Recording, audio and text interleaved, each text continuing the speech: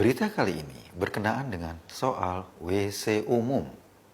Wilayah Tanjung Duren, Grogol, Jakarta Barat baru-baru ini menjadi wilayah yang paling heboh se-Jakarta. Pasalnya, warga di bagian barat ibu kota ini masih terbiasa buang kotoran di kali. Tentu saja banyak yang sedih. Bagaimana di ibu kota Jakarta masih banyak warga yang menyalurkan hobi hariannya langsung ke kali.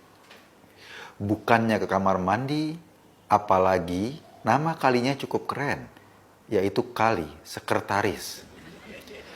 Nama kali seperti itu, selain melecehkan profesi sekretaris, kebiasaan warga tersebut juga melecehkan Gubernur Jakarta.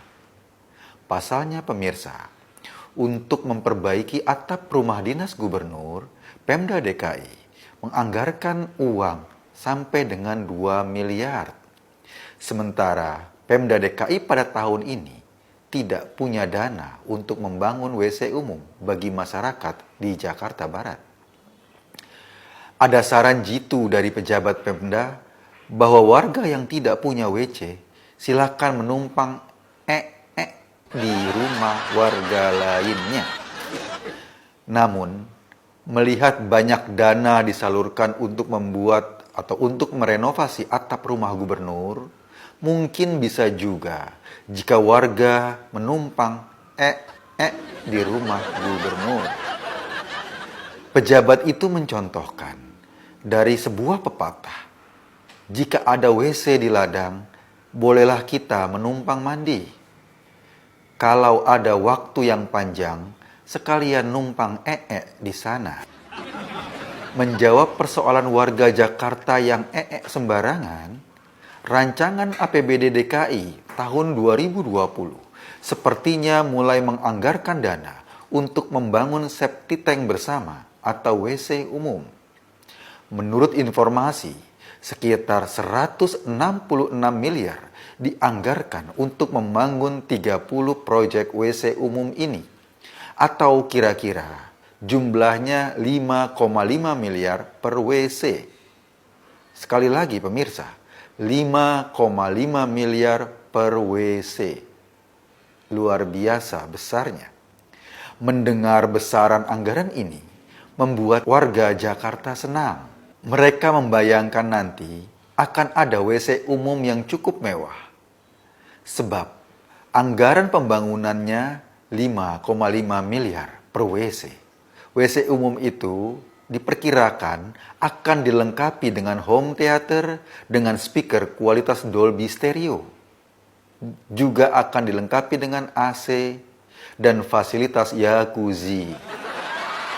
Kemungkinan besar, WC juga akan dilengkapi dengan alat pemadam kentut yang akan membuat suara yang keluar saat beraktivitas menjadi sunyi senyap. Tidak lupa pula, akan disiapkan petugas pemandu yang akan selalu tampil penuh senyum. Pemirsa, ini semua dilakukan agar masyarakat Jakarta bisa sesuai dengan EYD. Pemirsa, kita memasuki berita kedua. Kali ini, kita membahas soal penculikan dan penyekapan yang menimpa seorang relawan Jokowi, Ninoy Karundeng. Kasus ini membuat orang makin menyadari di Jakarta telah terjadi perubahan fungsi masjid. Di Jakarta, kampanye politik dilakukan di masjid. Menyebarkan kebencian kadang-kadang dilakukan juga di masjid. Memasang spanduk menolak sholat jenazah juga dilakukan di masjid. Bahkan pada kasus Ninoy, menggebuki orang dilakukan di masjid. Sayangnya pemirsa, saat ingin ibadah malah dilaksanakan di Monas. Pemirsa, kita memasuki berita ketiga. Kali ini berkenaan dengan ceramah seorang ustadz yang mengatakan haram menyebut Ibu Pertiwi untuk Indonesia. Ada satu bahasa yang sering diungkapkan oleh beberapa manusia, beberapa insan, yang sebenarnya tidak boleh. Yaitu Dewi Pertiwi atau Bumi Pertiwi. Pertiwi itu dewi penguasa bumi. Kalau kita ngomong bumi pertiwi, berarti kita meyakini ada Tuhan selain Allah SWT. Alasan Ustadz tersebut karena ibu pertiwi sama seperti menyembah dewi-dewi. Oleh sebab itu, sebutan ibu pertiwi sama kualitasnya dengan syirik. Kita tidak tahu apakah Ustadz Basalamah membolehkan jika kata ibu pertiwi diganti dengan umi pertiwi. Sehingga ketika kita memanggil Bapak Presiden jadi Abi Presiden. Maka secara otomatis kata ibu kota juga akan merubah menjadi umi kota. Bukan hanya soal penyebutan ibu pertiwi.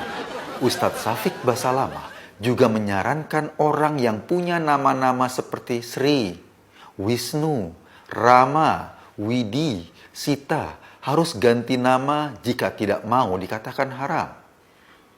Kita tidak tahu juga apakah Ustadz Riza Basalamah sudah konfirmasi dengan Tengku Wisnu. Penceramah yang punya hobi keramas jenggot ini beranggapan hanya soal menyebut nama orang menjadi syirik. Padahal Tuhan juga nggak gitu-gitu amat, kale. Asiknya, kajian-kajian Ustadz yang seperti ini banyak diikuti oleh orang-orang terpelajar.